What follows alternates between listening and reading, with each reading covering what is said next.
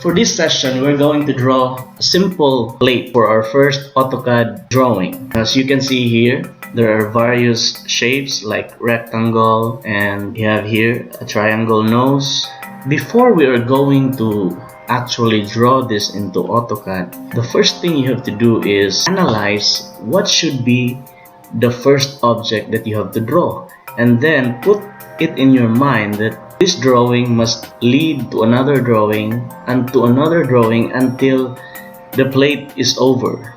So for example, if you look at this figure actually came from a rectangle. So we have 7.5 length and the width is 4.5. So the first thing you actually have to do is draw a rectangle and then draw this line, which is rotated at 60 degrees. And the next ones will be easy since this one is at the center and we have a distance. So after analyzing what should be done first, we are now ready to draw the figure. Okay, we have the AutoCAD now, so let's close this one. First, I will draw a rectangle. So the length of the rectangle, again, I'll check. That's 7.5, then 4.5.